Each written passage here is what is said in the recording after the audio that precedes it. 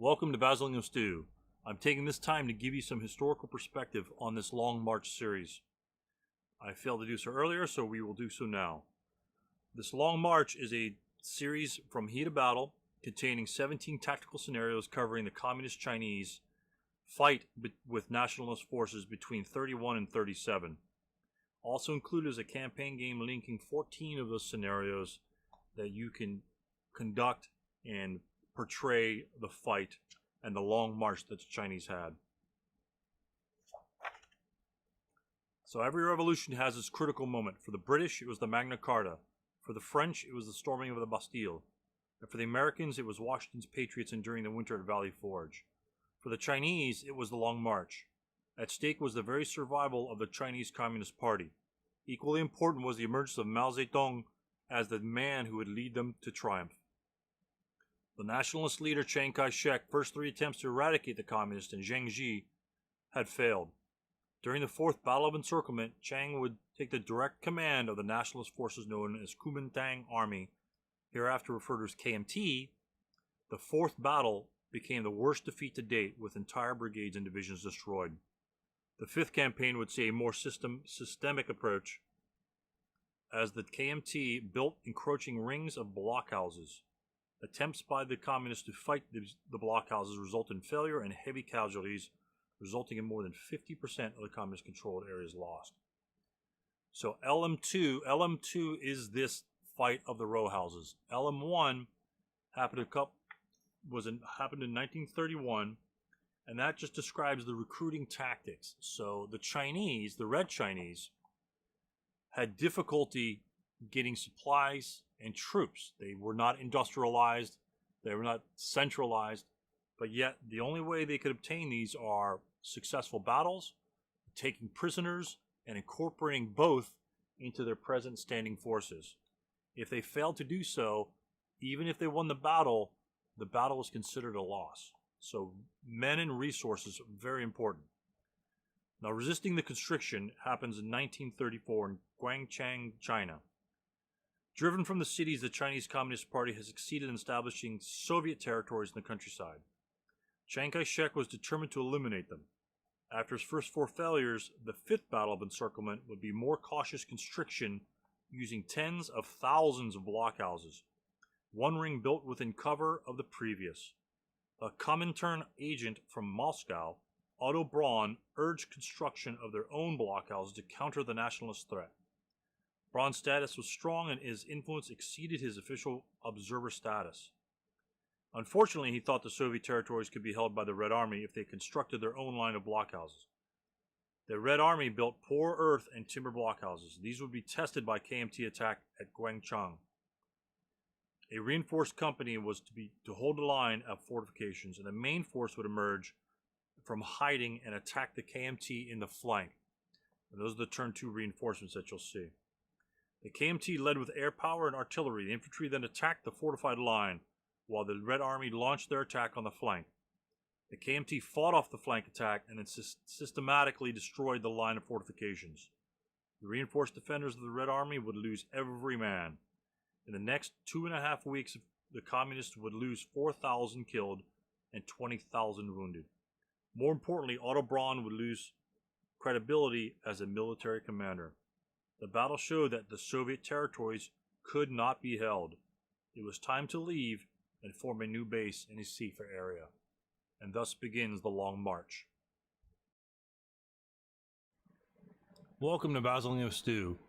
Here we have the beginning of turn 2, and unfortunately I didn't start my log file until after his movement phase had been conducted, because I was streaming directly to YouTube, and unfortunately this single turn, for some reason, took a hell of a long time.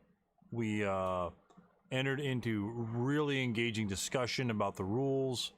Certain things came up, we'd go into the rules about it and just highlight a lot of nice little aspects about routing, bunkers, aircraft, AP versus bunkers, and a lot of other little things. So the full video is going to be posted on YouTube. It's extremely long, but it is engaging at times. There might be some gaps, but it's far too long to actually clip all those gaps out. But we had decent conversations on many of the rules. I'm going to highlight what we covered there in this.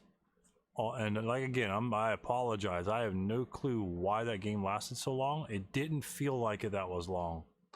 But anyway, here's the summary of the term using the log file that I created.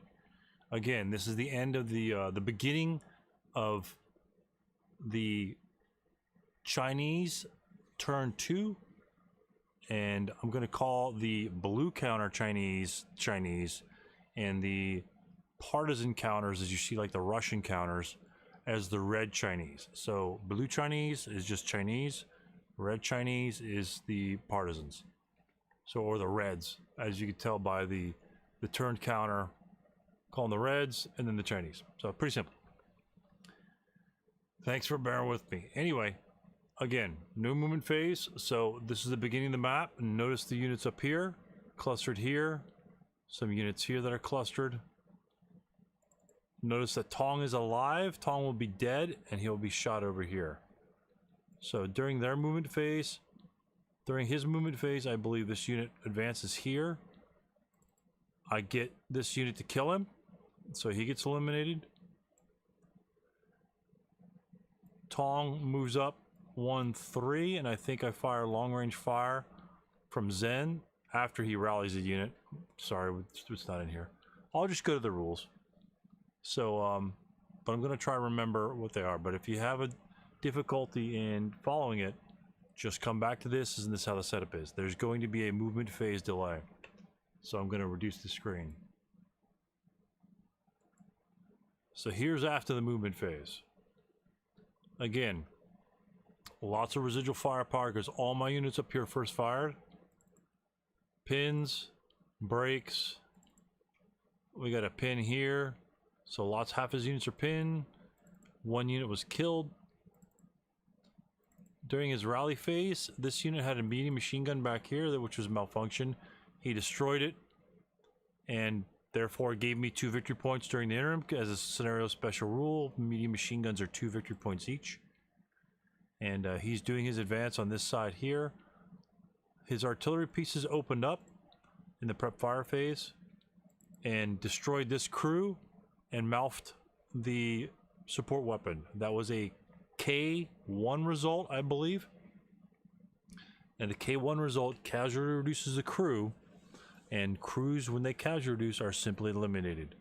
And since it was a K result, any support weapons that's with them are malfunctioned automatically. So he has lots of acquisition there. Again, Zen rallied this unit here. My leader was killed by his sniper. Right here from that unit. Kills my 6+1 leader, my personal leader, campaign game leader. Very disappointed in that. I was hoping to make some really good adjustments and really good kills in close combat. Anticipating the excitement of that going on. Not to happen this one time, folks. Not to happen this turn. So, again, he completed his movements down here. Essentially just kind of creeping up all of the conscript units. These are plowed fields. Plowed fields are 1.5 movement factors. And since conscript units only have 3 movement factors, they're not moving very fast in those fields whatsoever. So they all did move up. He did set them all along the line here because in turn 2, I have the option of bringing these reinforcements on at the bottom.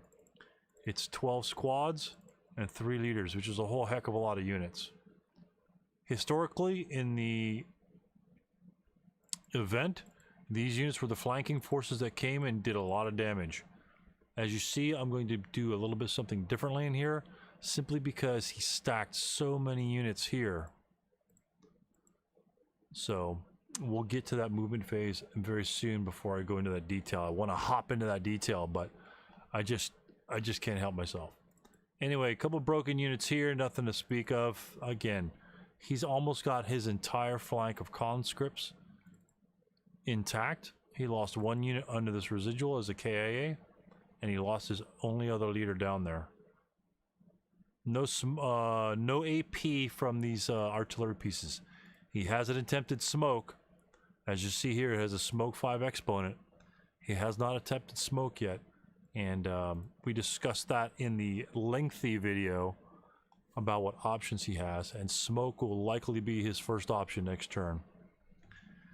So continuing through the defensive fire phase, I think the defensive fire phase occurs up here.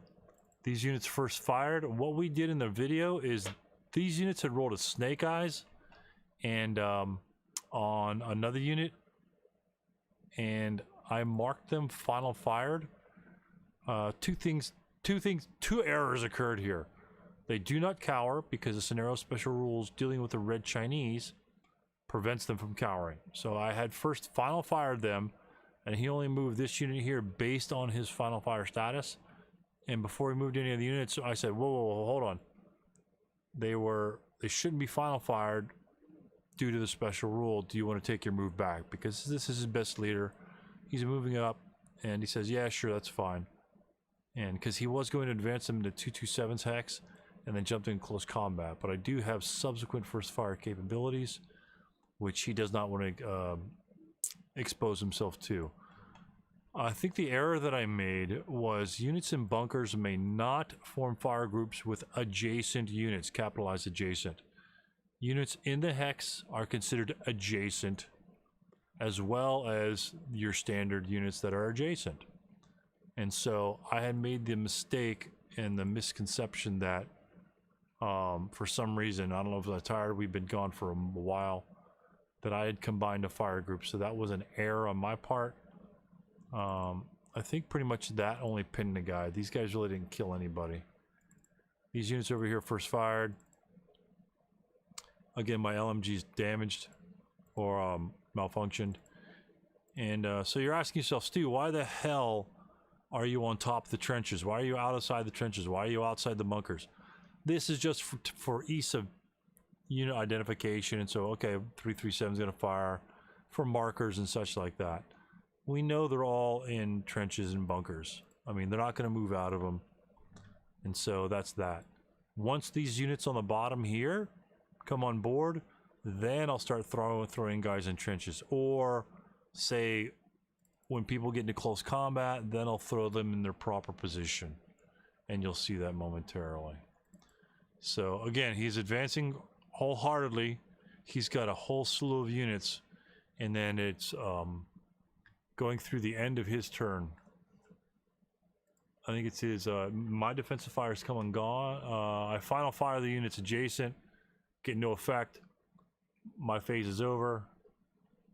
An advanced case comes. He fires a couple units, 6s and 9s.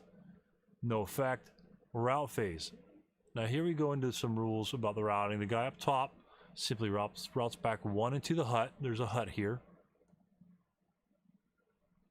+1 cover, and so that's essentially the only cover on the entire map. It's pretty much open ground, which makes it really interesting. But you notice once he reaches this position, he's going to be out of normal range of these units. So any unit in open ground outside 3 hexes doesn't actually have to route because he's outside the normal range of a good order enemy unit. So which is really interesting in this scenario. You could practically be right in front of him and not have to route away. He may fire at you, may DM you, but there's so many units in this scenario.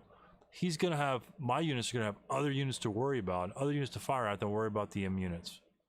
So it's a really interesting dynamic that you usually never see in any other game, that you'll have your infantry units having to retreat to cover so they can rally. In this game, it's really not gonna be that case. Casualties are heavy, and I think he's lost two squads and a leader so far in this round. So, but yeah, you'll see that units back here, the 6, they don't have to route. You know, I told him, I said, you know, if you actually route back to the woods here, if he held his DM, routed back to the woods here, he would then be an LOS of my medium machine gun when it was functioning, mind you. And I said, if you're in that woods and this medium machine gun is functioning, all he's going to do is DM you all day long, and with this poor morale, you'll never rally, and so that will keep 2 to 3 units out of the contention at all times. You know, again, I've got 20 units to fire out down here and 10 units to fire up there. It's likely I'm not going to bother DMing some units way in the back. I need to break units up in the front so they can't reach the trenches. Once his mass reaches the trenches, it's game over just about. There's just so many of them. So continuing on with his route phase, I think he might route the unit at the bottom back. I'm not sure. No, he doesn't. He just keeps him there. And you say, Stu, he's got to route that guy. Well, no, look at it. Take a look at the situation. How far away is he from an enemy unit? Okay, he's here, right? He's 4 hexes away, 4 hexes away. Mouthed. And the LMG up here has no LOS. It's actually out of his covered arc.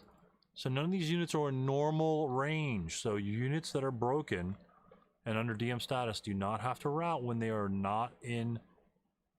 outside of normal range of the enemy unit. So he can sit there all day for all he wants.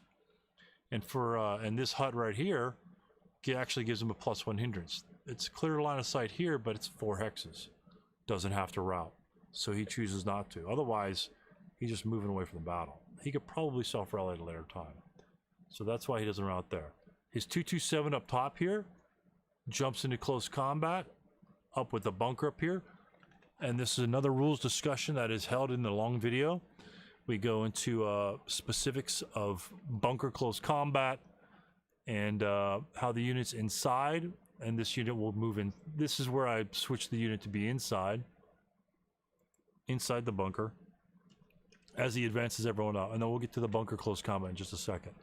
So I roll a 7. No, he rolls a 7. I roll a 10. Normally, when you jump into close combat, you are locked in melee. A unit in a bunker is not locked on melee. He is just in close combat. So, in most instances, if the bunker's by itself, he could then fire only in close combat at later turns, but he is not locked in melee. In this instance, since there's a trench attached to the bunker, he may actually move from the bunker to the neighboring trench. That is an option if it is a bunker. So, routing, withdrawing close. It says withdraw from close combat in the rulebook, but you can only withdraw from melee, technically. I think they reference withdrawing from close combat, and it's kind of confusing to the aspect that you can't withdraw from close combat. You can only withdraw from melee.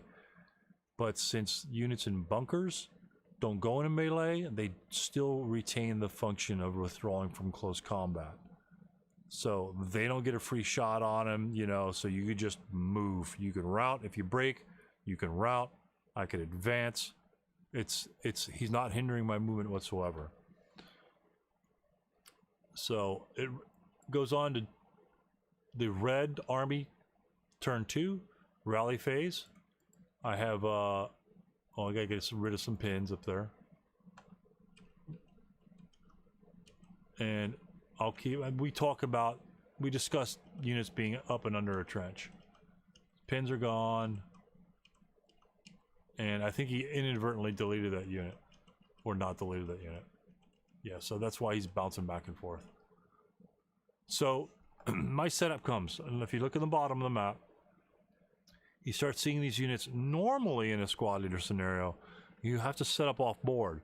But in this specific scenario, what happens is I will be setting up units on the southern, I think this is the southern board edge. This board edge down here on the bottom, and they all are concealed. That's a scenario special rule.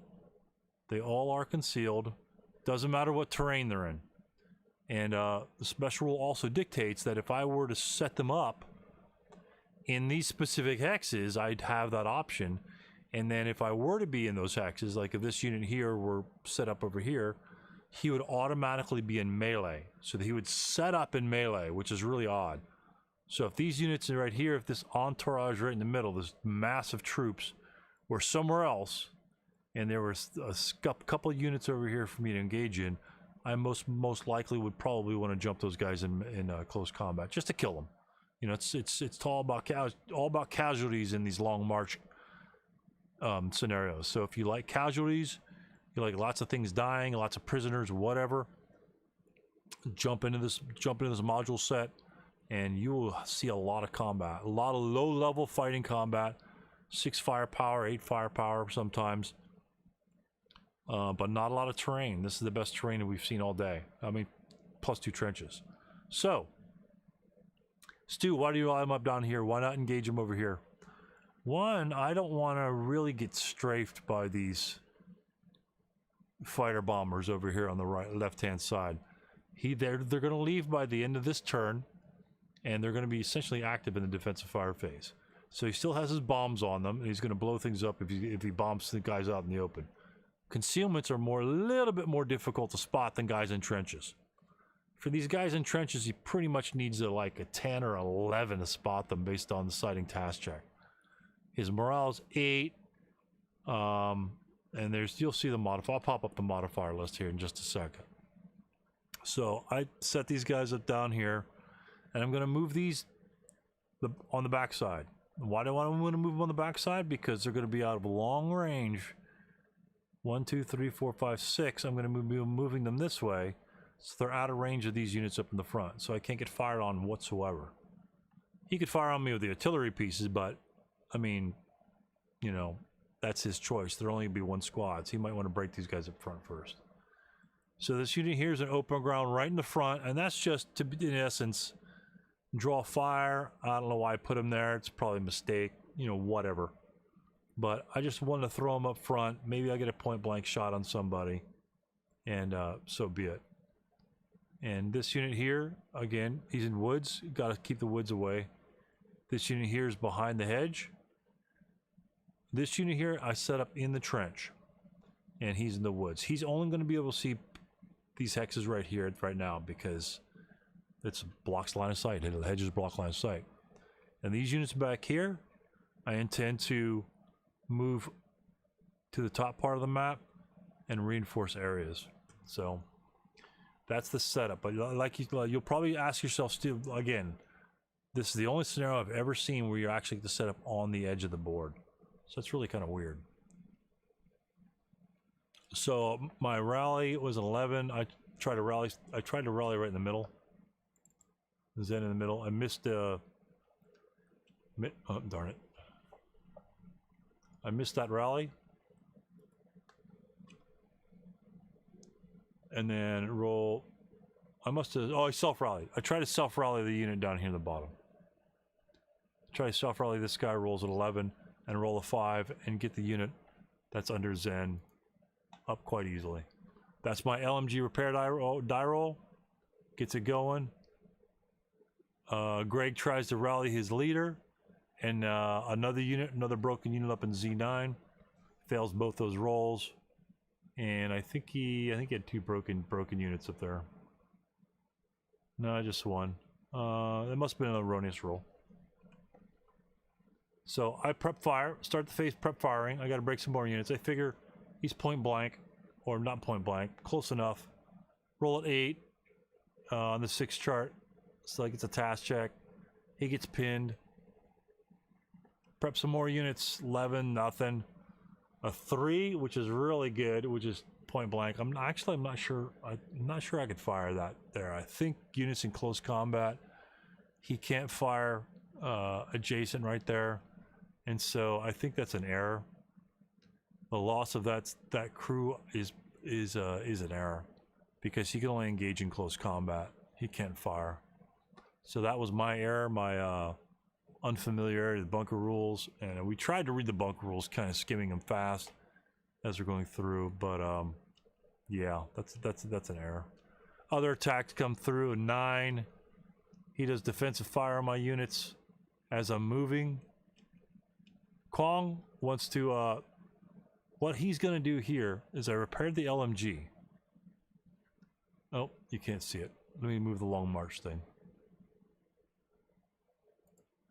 He's repaired the LMG in the bunker, right? So what I'm going to do is I'm going to move down here in this hex here, drop the LMG off, because my other crew's dead. He's going to drop the LMG off and go and try and recover this medium machine gun, and then repair that machine gun and get that machine gun going, because these guys are coming hard and fast. So he's going to, by use of the trench that's attached to the bunker, that trench attached to the pillbox, I can move directly from the pillbox into the trench with no FF non-assault movement or FF moving in the open. Okay? So that's another thing we missed, but he fires on me when I'm doing this maneuver. I think he fires on me with his main gun, one of his guns. So I move into that trench. He takes a shot at me. He hits, gets a result, and I get a pin, and then a morale check. Oh, that's a pin. I think it's a pin task check. And then a task check. No, it's a break. So, but oh, it's crew. Yeah, that's right. The crew is not subject to heat of battle. So that's why you don't see a heat of battle dice roll right there on the morale check. But he does fail his task check, leader lost task check, and so he gets pinned. Will not be able to make it to the medium this round, which is unfortunate. He does gain acquisition. I move a couple squads up to bolster that defense up there. He first fires on me. Not going to get a lot with the 2+2 shot. Makes it to the bunker. Zen moves up just to be able to rally that leader next turn. Oh, actually, I move up further. I think I have another commissar coming up. But I kind of do a shell game shuffle with a lot of these units right in these trenches. Then I start moving these units on the back, bypassing, moving into trenches. These guys are moving far in the back. He chooses not to fire at him with his planes, which is fine because his planes can easily strafe the trenches pretty effectively. So I separate my commissar from the 337 just in case he wants to strafe him. That's a valuable unit, especially when you have breaking units and you need them to rally. These other units are losing concealment because they're moving in open ground and using non-assault movement. I'm done with movement phase. Defensive fire phase comes and goes, I think. So right now he's lost five squads. And this unit down here, do you see he kind of poked the DM on it? He poked the DM on this unit here. He is not adjacent to a known enemy unit. So therefore, he does not get the desperation morale penalty until this unit becomes known. So he does start making fire groups, taking pot shots at some of these units over here. So I stack up a whole bunch of first fires. He shoots semi-ineffective. Yeah, here comes the pillboxes. Then he rolls a 3 on my unit. So therefore, it's like a morale check. So I roll a morale check. At that point, he becomes a known enemy unit, and then this unit is immediately DM'd. Ah, darn it. So, come on, really? So that unit actually got a casual reduction because it converts him to a 127. Oh, that kind of sucked. And then I make the morale check, and I pass the morale check on the K result, and then but I lose a house squad in there. And then he fires on me again with other units, and he breaks. So, but at that point, it's really interesting that that unit, even though it was adjacent to an enemy unit, that unit was not known to him, and therefore does not generate the DM status on him. But as soon as I lost concealment, that unit would then be penalized by having a DM on him by being adjacent to a known enemy unit. Very interesting kind of dynamic there. You don't see that a lot in games. I think that, I don't know if that's my, yeah, it's a sniper activated. Some of my snipers underneath these counters here. I'm going to move this to the opposite side. My sniper's under here. Okay. Actually, I'm going to leave this dice on the other side. So I roll 5-5 for direction extent. It will jump off the board, and I'm going to target this 336 right here. So we move him off the board, and, you know, that's going to be the closest one. So I'm going to break him. His units continue to first fire. And then his fighter bomber comes along in the defensive fire phase. It's not the advanced fire phase yet. It says advanced fire, but it's defensive fire. Does a sighting task check. And that, as we had done before, see, the ground support procedure is this. You move into attack position, which places him 4 hexes away. You make your sighting task check dice roll. So you're going to look for a mistaken attack. Essentially, in this case, pretty much just like a 12. And then you attack at a 7 to 12 hex range. Since his machine guns, you know, machine guns have an 8 hex range, he could shoot things at a range of 4, an aerial range of 4. So it's pretty simple. So it's kind of nice and convenient that it's a 7 to 12 hex range. Now his bombs, unless he doesn't make a point attack, which is either strafing or a point attack planes may conduct, his bombs will be either targeting at 6 hexes or targeting it at 7 to 12, which is going to be a lot harder to hit. So, but that's the procedure we look in there. He fires, moves, light AA, fires, moves, light AA, fires, moves, light AA, so on and so forth. Until you reach a point where you pass your intended target hex by like 4 hexes, and then you go off the map. So planes are exposed to light AA fire for a long time, but considering light AA fire is pretty ineffective, that it's really no risk. So we lose that. So his plane sighting task check dice roll. So if he's shooting a person in a trench, there's no smoke, so this one's gone, and the smoke has to be right next to the guy, not like wherever. I don't have any buildings, wood, rubble, orchard. Doesn't apply because all he has to do is shoot the first guy. No light woods, not in the brush. I am not. He may have been. I am within 4 hexes of a non-hit multi-man counter friendly to the LOS of the aircraft. So technically that would be a +1 on that one. This doesn't apply. Target is not vehicular. Target is not probably not entering a new hex. Not part of a convoy. And the target has been attacked by a friendly plane this player turn. No. Target is not entirely concealed or hit. Entirely, I would assume that means if you have a mixture of concealed and unconcealed units in the same hex, in the same location, then the -2 would apply. So your concealed units need to be alone to have a better chance of not getting shot. Otherwise, technically, he's just shooting the other guys in the hex because he sees them moving. Those are known enemy units, so he just goes hog wild and unleashes his cannons on those guys.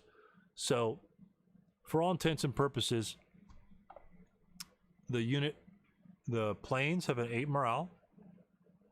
As you see here, 8 morale level on the plane. It's upside down. The plane will have an 8 morale. Boom.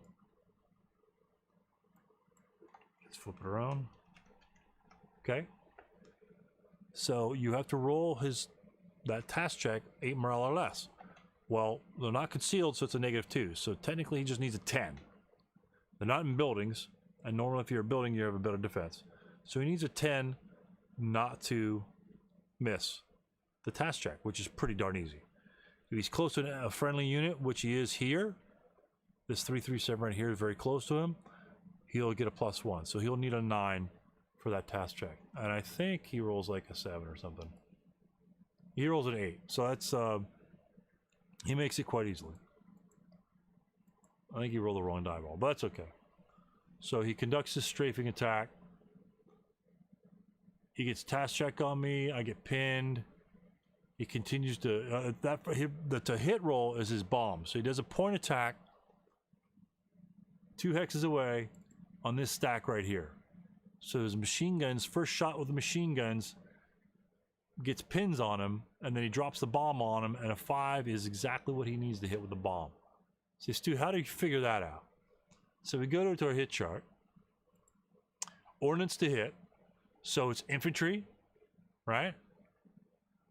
This is a point attack, so the range will be 0 to 6 because he's 3 hexes away, doubled for aerial. So it will be an 8 base +2 for the train, which means he needs a 6 to hit. And he rolls a 5. So the 100mm bomb drops on him and kabloom! And that 100mm, which I usually never get to use,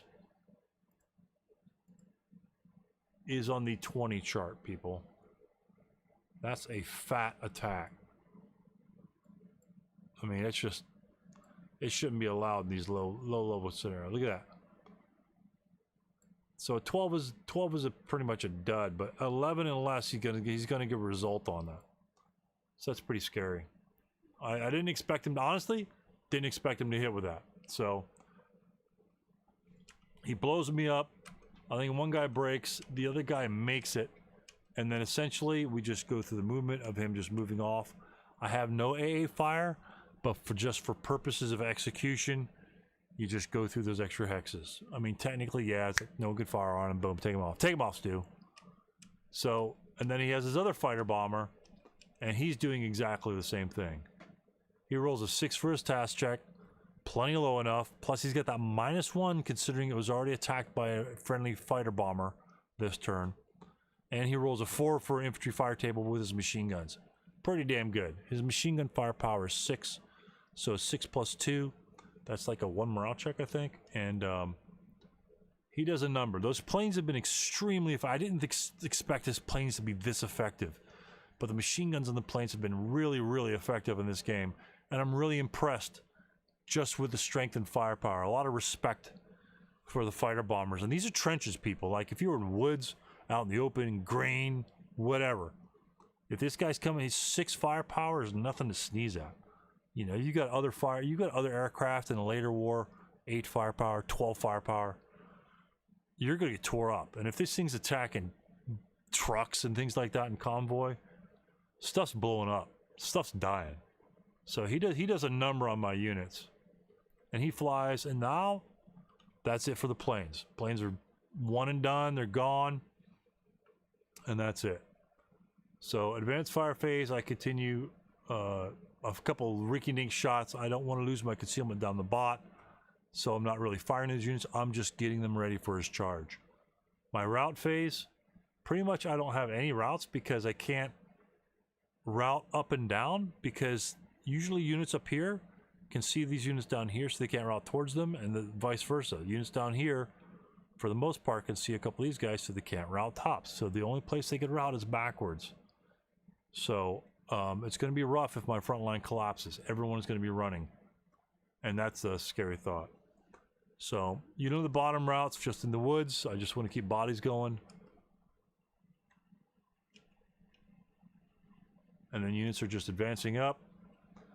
Now, that unit will advance up and not be... These guys are not in the trench. They are not in the trench, because if they were in the trench, then they wouldn't be able to see over that hedge. If he was in the trench, he would be able to see over the hedge, just like a foxhole cannot see over the hedge. And therefore, I won't be able to shoot on those guys if they're coming on me. So that's why he advanced in the open. No more planes. Not worried about planes. And everyone else starts moving forward.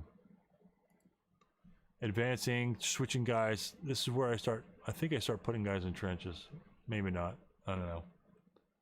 So they're just moving up. These guys are kind of moving in the central area. A couple leaders. I got tons of units down here. This is way too many units down here to hold them off. But these units need to shore up the middle and then go up to this top side and shore against these 337s. The high morale from these units going to make it really difficult for me to break those guys. That's essentially going to be a slugfest up here. He has more units than I do, so that will be an interesting fight. And I've got a couple broken units. Luckily, Jen's up there, and he'll be able to hopefully rally those units. Otherwise, he's going to be in a world of hurt real quick. So that's the advanced phase. I think the close combat phase comes and goes, and that is the end of the turn. Again, the main video on the YouTube, 2.5 hours long. Don't ask me how I got that long. Again, we went into a lot of rules discussions about routing, a lot of good learning questions about the ability to move through trenches. You can freely move through trenches as long as it's attached to another trench or a bunker. And you do not incur the -1 first fire non-assault movement and -1 first fire movement in the open. It's a straight flat, so you get the trench modifier the entire way. Trenches are extremely strong for that matter. So even though you're moving, everyone wants to do the non-assault movement, and you can run full speed. You're in a trench. Remember, you can see just the heads bobbing down, so that's why you don't get any of those modifiers. Very strong as trenches. And one thing I didn't mention in the beginning of the other scenario, or of this game perhaps, is I had the option of setting up in Y row, in the Y hex row, instead of back here, because they Stu, you know, this hedgerow is blocking LOS from these guys. Yeah, that's fine and dandy. If I'd set them up in the Y hex row, the Chinese have the ability to human wave. So he would set up within 8 hexes of my location, and then he could get all of his conscripts on top of me on the first turn. That's why I set it a little bit further back. He's going to get more guys up there closer, but this allowed my units, my defenders to come on, get into position, and hopefully be able to fend him off. I have about 17 units now to his about 30. So it's going to get tight, it's going to get ugly. A lot of close combat I see coming, a lot of close point blank fire. So it's going to be exciting in the next couple turns. Lots of blood, lots of broken units. It's going to be crazy. So again, I just wanted to give you a synopsis, hopefully this is quick, review of what we did using the log file, because cutting down that 2.5 hour file would take me about 3 weeks to do that. So I will put that up there if you just want to sit around and fall asleep and listen to that. By all means, there's good discussion. I guarantee there's good discussion of exactly what we came over here. But it's, if you want to hear the exchange between two individuals and bouncing ideas off their heads, I invite you to watch that video. Don't watch it all at once, too much. Watch like 20 minutes and then go do something else. Watch 20 minutes. Or just cut 5 minutes at a time, bounce 5 minutes around and listen for the cues for the discussion. Again, we got a couple things wrong. I killed his crew up in my bunker early on. That shouldn't have been killed. They should be in close combat right now. I should get a 3-2 on him. So if I'd got a 3-2 and I did a close combat, yeah, it would have been bad. His would have been 5. Nothing would have happened. So he'd still be there and couldn't make a difference. But we're having fun out of the game. You know, we're messing rules up, having fun. But this is just a different flavor of ASL, where you've got massive units, just a couple special rules, very simple special rules, even though you can screw those up, and different scenarios. Like that first scenario that we played, LM1, actually that was a very exciting scenario. Lots of hidden units, and you're baiting them come on, and you pop up and shoot them, kill them. This one, you have defensive line. He's got a charger defensive line. Lots of little nuances of ASL that you pick up in these snippets of scenarios, small board engagements, and actually I've been really impressed by these scenarios so far. If you don't like these types of scenarios, you like all the bling, they're not for you. You don't have a lot of bling. We have 4 support weapons. That's it. The rest of it's infantry, and the infantry is what gets the job undone anyway. If you can win games here and you can focus on how to use your infantry to get the job done, then all that extra stuff, all the LMGs, all the mediums, all the mortars, all the extra stuff, demos, all that's free damage. If you can get the job done and figure out how to get the job done just with the men that you're given, it will make you a better player when you actually get more firepower, more range, and other abilities through your other support weapons. So that's what I'm enjoying getting out of these, is just the raw usage of the units, and of course the different units. You know, Chinese versus Chinese. That's just cool, kind of cool. He's got 2 artillery pieces. I honestly, I didn't think I'd like these scenarios so far. I've got to be honest with you. But as it's coming right now, we've got a great opponent in Greg. Very positive player.